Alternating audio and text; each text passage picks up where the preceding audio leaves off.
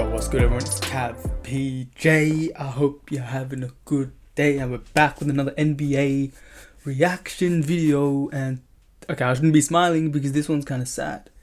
Everything just changed for Victor Wembenyama. Now, if you all seen the news, apparently, he's got a blood clot on him. And at first I was like, oh, is this serious? And yes, it is. And we're going to see how serious it is. Hopefully, it's not crazy. But sit back, relax, grab a snack, and let's chill. Came back from the All-Star game this past weekend in San Francisco, and he was diagnosed with a form of a blood clot. It's called a deep vein thrombosis. It does basically shut you down for 6 months. It doesn't matter who you are. It doesn't matter if you're a civilian, you're an NBA player, the medication you have to go on. The San Antonio Spurs' worst nightmare has come true. They went all in during the trade deadline and traded for De'Aaron Fox, hoping to make a push for the play-in, but we just found... By the way, before I go anymore, I still don't believe that De'Aaron is a good fit. I mean, I just think that Stephon Castle was more kind of not suited, but they had Stephon Castle. Why would you go and get a 26, 27-year-old De'Aaron Fox? You know what I mean? I don't know.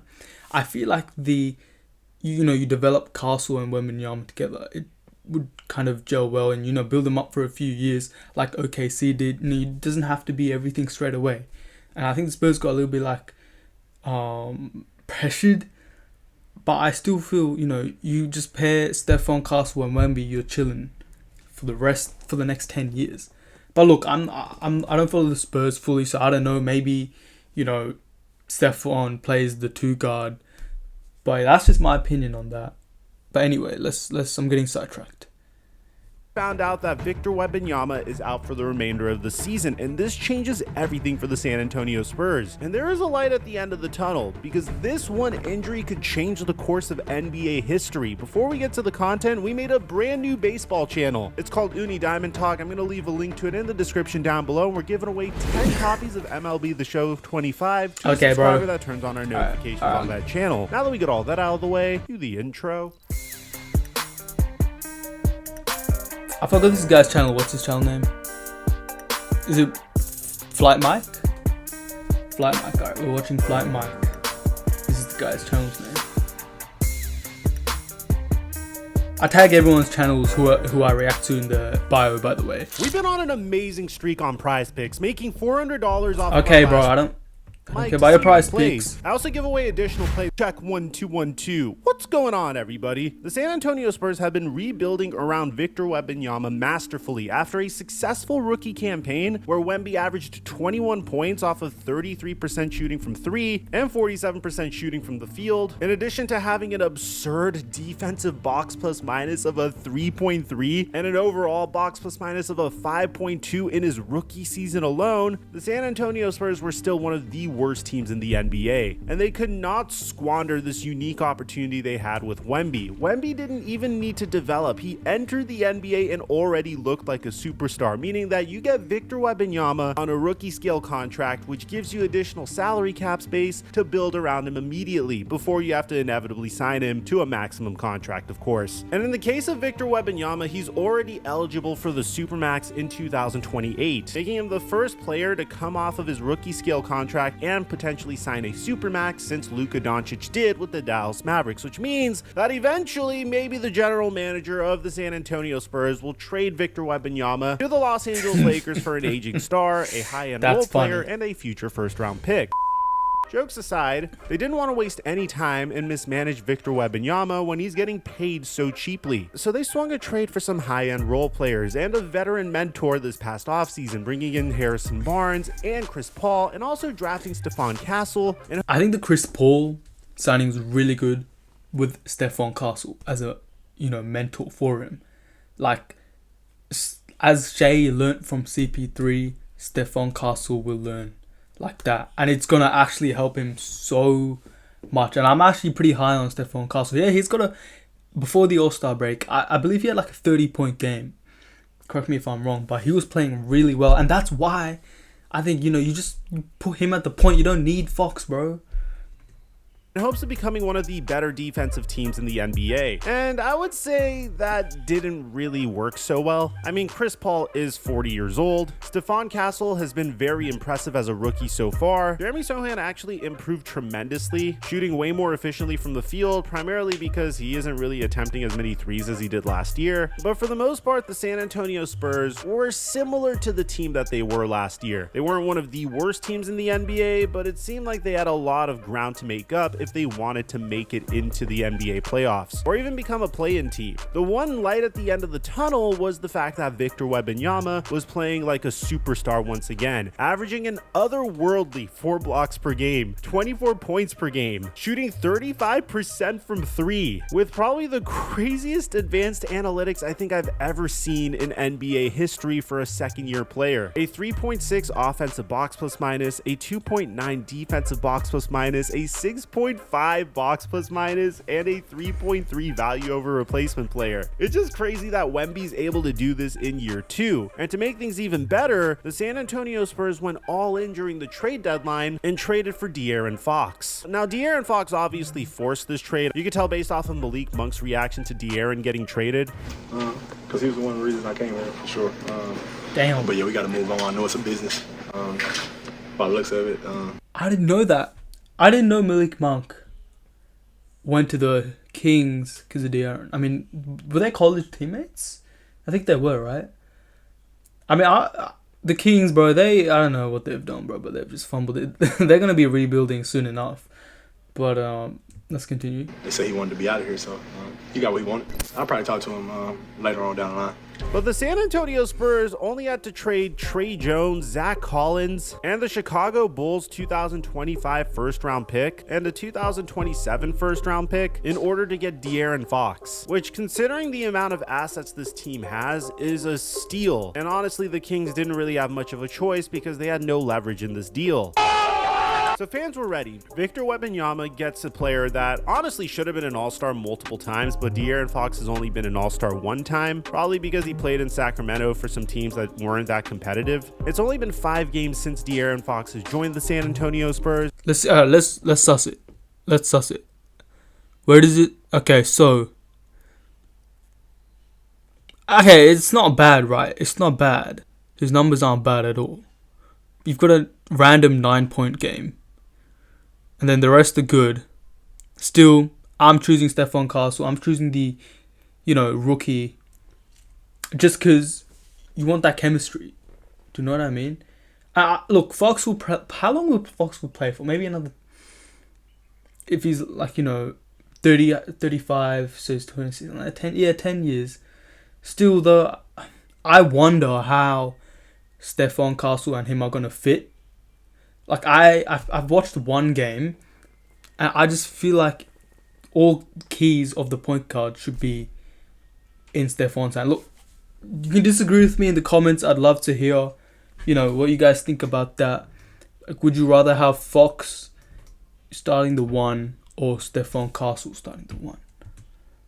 And in those 5 games, they've been 2-3. De'Aaron Fox, for the most part, has been doing more of the same. His assist numbers are the highest it's ever been throughout his entire career, but again, it's only been 5 games. After these 5 games, we headed into the All-Star break where Victor Wembanyama went viral for getting cooked by Kyrie Irving, and then we got some news that may have been the San Antonio Spurs' worst nightmare. According to Shams Charania, Victor Wembanyama is out for the remainder of the season with a deep vein thrombosis in his right shoulder, the Spurs announced. Came back from the All-Star game this past weekend in San Francisco, and he was diagnosed with a form of a blood clot. It's called a deep vein thrombosis. He is out for the season, and the Spurs right now believe that this is an isolated condition, that there's one form of a blood clot in that right shoulder of his that will sideline him for the remainder of the season.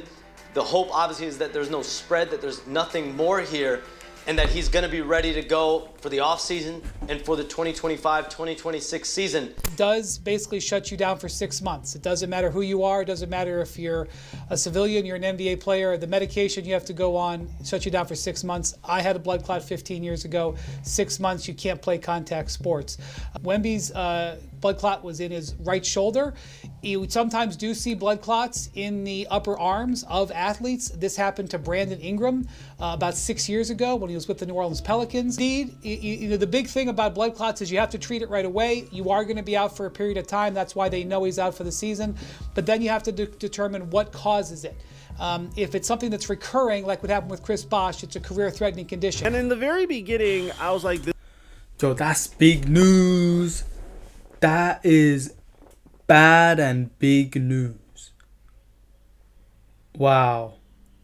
I mean, considering how young he's, look, it could just be like a small, he heals up, he's better for next season, and, the issue goes away straight away. But from what I'm hearing right now, it seems like this is extremely serious, and you have to treat it and make sure that, it doesn't come back and it doesn't spread. So that's insane, bro. Wow. Because when I saw the thing, I was like, oh, he's out for the rest of the season. No, maybe he's just, I don't know, injured his foot or something. But nah, this is even more serious. this is horrible. I mean, after all, one of the big concerns about Wemby when he got drafted is whether or not he would be injury prone. And I would say in this particular case, this is more of a freak injury than anything, but there are some scary stories involving players that have had a deep vein thrombosis. For example, Brandon Ingram had a deep vein thrombosis during the final season of his career with the Los Angeles Lakers. It was found in his right arm, the same exact location that Victor Wembenyama has it. A deep vein thrombosis is a condition that's caused by a blood clot, which is frequently accompanied by swelling and pain in a limb. The condition usually occurs in the legs, but it can occur in the upper body. Now, the scary thing about this is the most famous story of a deep vein thrombosis affecting a career is in the case of Chris Bosh, who had to retire as a result of the blood clots that he received, and it cut a Hall of Fame career short. But in the case of Chris Bosh, it was more and more intense, eventually getting diagnosed with a pulmonary embolism. He had really no choice but to retire at that point. And Chris... That's wild, you know. He had to retire because of it. Read that. Travels to the lungs. Oh, see, that's when it gets serious. When a blood clot dislodged from another part of the body and travels to the lungs. Damn. So, honestly, we can't make any assumptions yet about Wemby. We got no idea. You know, until they probably do some more tests and find out what's actually going on. You know, if this is going to actually affect him for the rest of his life.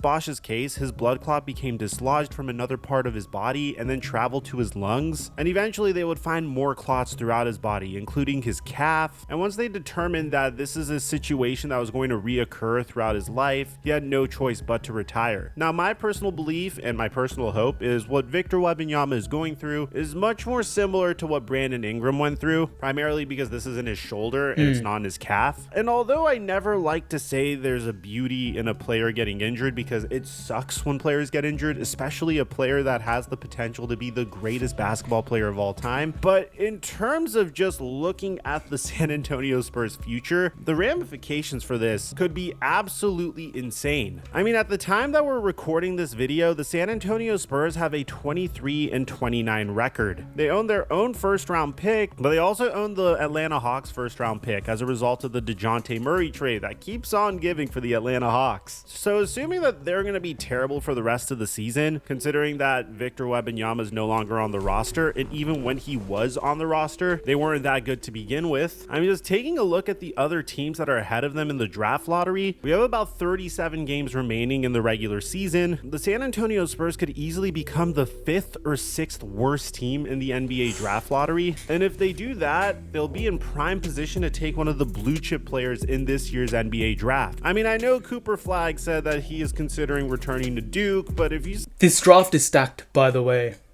Like, you've got AJ Delbanza, Ace Bailey, Cooper Flagg. There's so many, I can't remember the other guys' names, but there's a lot of names. And so even if the Spurs get a top 5, that is pretty good for them. I'm hoping my Thunder, I believe we have someone's pick, and we might actually end up with like the 8th overall pick or like a top 10 pick, which is crazy to think about for OKC. But here's the thing though, I'm really curious on what De'Aaron Fox thinks, because doesn't he want to win? Wouldn't Fox want to be in a situation where he wins? And I really don't think the Spurs will be winning for maybe another 2 years. So that's really interesting. See that the San Antonio Spurs have the #1 overall pick and you get to get paired up with Victor Wembenyama and De'Aaron Fox, I'm pretty sure you're going to want to declare for the NBA. But there's other great players in the top 3 of the NBA draft as well. Cooper Flagg, Ace Bailey, Dylan Harper, all these players would be fantastic fits for the San Antonio Spurs. Although you could make an argument that the Spurs may have way too many guards to draft a player like Dylan Harper currently. I'm sure that Greg Popovich will figure it out somehow. Again, I'm not saying that this injury is a good thing because an injury isn't a good thing ever, but what I am saying is this could have severe ramifications for the Spurs down the line, especially if Victor Wembanyama returns and he's fully healthy. Obviously, I'm hoping that Wemby gets better as soon as possible, but let me know in the comment section down below if you're a San Antonio Spurs fan, how do you feel about this injury? I like to hear what you have to say. Aside from that, I'm your boy Mike, and I'm dropping our mic until our next upload. Damn, bro. I mean, if I'm a Spurs fan, I'm not gonna lie, all Spurs and all NBA fans are probably like mad stressing, and the league as well, because when you think about the league wants to market Wemby, as their next the next guy, right? So now he's got this whole serious condition where you don't know what's gonna happen, and so that's also gonna take a massive hit to the NBA. And yeah, you don't wish for anything like that to happen to any athlete, man. Like, I don't know. If I was in that position, bro, I would be extremely upset. And you just hope for the best. Like, all you can do right now is hope for the best. But yeah, for the Spurs, man, you would have thought that maybe next year they would have been competitive. Like, I would have thought before this injury. But now with this injury, you're going to have a top 5 pick next season. You're going to have to develop that, It's extremely hard to be competitive without that chemistry. I mean, you see OKC, man, they had to go through about 3 years. Was it 3? I mean, OKC did it in a short amount of time, which is pretty lucky. But, usually you see all these other teams and they're stuck in limbo for so long because of various reasons. So, for the Spurs, man, it's not all downhill.